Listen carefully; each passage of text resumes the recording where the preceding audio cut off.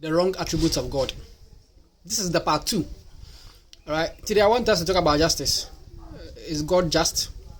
But before I continue, let me suffice to say that I'm not going to do any other video until I have had 30 shares or 30 reposts on this video. I want 30 people, at least 30 people, to repost this video before the part 3 will come. Otherwise, this will be the last video I'm ever doing on this channel. And I mean it. Because I've seen that there's not much for support financially, and people are not also reposting. Right? These things cost money. Why would I come here and teach and then there's no support? I'm wasting energy, kind of. So show me you actually interested in what I'm doing by reposting. Then I'll also have the courage and motivation to continue. All right. So today we are talking about just. God is just. Let's first go into the word just. When we say somebody is just, simply put, it means the person does not favor. Yes. It means that the person does not favor one over the other.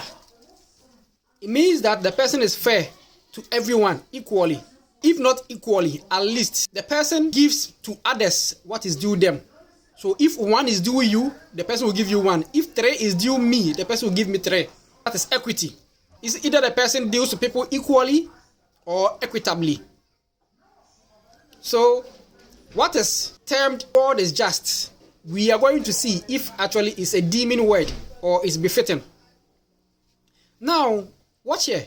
If we claim God is just, it means that he does not favor. Or if he does favor, then he favors everyone equally. Right? Or he does not favor at all. Okay. Now, for the fact that somebody is just, normally favor is even taken out of the equation. Because whoever is just will always give you what is due you. When what is due you is given you, it means that you are giving what you deserve. Right? If you are giving what you deserve, then you are not being favored. Because you deserve it. In fact, somebody who even favors is not really just. Yes. Well, even if you favor everyone equally, it's not really just. Because you may be giving them what is not due them. Yes. So if God is just, why do you pray to God for favor? You pray to God for favor, right? You have to claim God is just. Whoever favors you is not doing you justice. That is favoritism. Yes. Even if you favor all equally, that is not justice. That is still favor. You are not giving people what is due them. I know Christians normally have issues with these things. They call it blasphemous. So when we want to dismantle their opinions, we have to take them to their manual, their book. Let me take you into the Bible so that you know what I'm doing. That's what I'm doing is well researched according to your own manual. The Bible as a book is very contradictory when dealing with that attribute of God, justice. All right. In fact, when we go to Deuteronomy chapter 32, verse 4, right? It says, the Lord is your mighty defender, perfect and just in all his ways. Right? Then he goes on to say, your God is faithful and true. He does what is right and fair. Oh, really? Quickly, let me take you to Exodus chapter 33, where it says that I am the Lord. I show compassion and pity on those I choose. This is the second sentence in that quotation as you read. But if you show compassion and pity on those you choose, how does that make you just? But is it even true that the Bible God has some people that he has chosen for himself? Well, I will not tell you. Let me take you into the Bible for us to confirm this. In Deuteronomy chapter 32, verse 7, it says that, think of the time past, of the time long ago. Ask your parents to tell you what happened. Ask the old people to tell of the past. The Most High assigned nations their lands. He determined where people should live. He assigned to each nation a heavenly being. This is why I say every nation has their God. But for Jacob's descendants, he chose for himself. So truly, yes, the God has chosen some people for himself because each God and his territory. And he, the one you people claim as the Most High, is just one of the gods who has been crowned. Let me take you deeper into the Bible for you to confirm for yourself that the Bible God actually meant what he was saying, that he showed compassion and pity on those that he chooses. Quickly, let me take you back to Deuteronomy chapter 14, where it says that do not eat any animal that dies a natural death.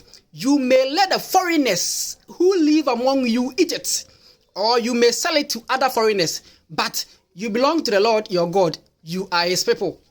Oh, so truly, he is showing compassion and pity on those that he chooses.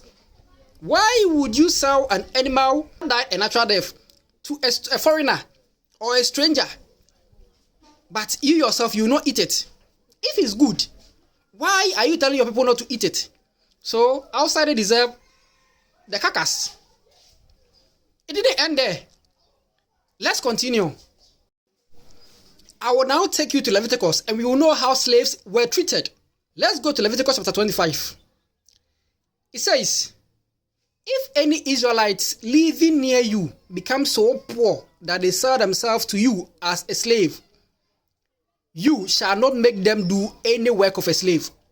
They shall stay with you as hired workers and serve you until the next year of restoration.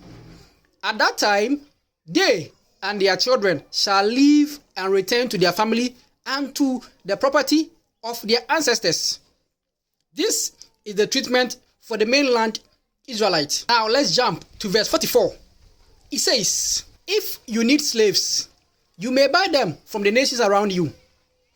You may also buy the children of the foreigners who are living among you. Such children born in your land may become your property, and you may leave them as an inheritance to your children, whom they must serve as long as they live.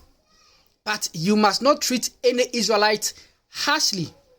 Suppose a foreigner living with you becomes rich, while some Israelites become poor and sell themselves as slaves to that foreigner or to a member of that foreigner's family.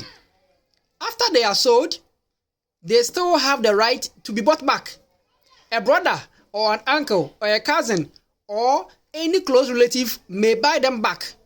Or if they themselves earn enough, they may buy their own freedom. Shh. I am not going to talk much. Now be the judge. If this is what you call justice, somebody should serve as a slave forever so long as they live. You have the right to own them and even pass them to your children. But when they have money to buy you rather as a slave, then the law is different.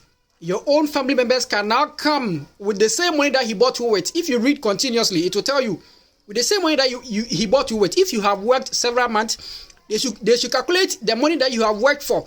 Like, as in, you worked as a worker, not as a slave. So that they would do deductions and pay the rest to the foreigner and take you back.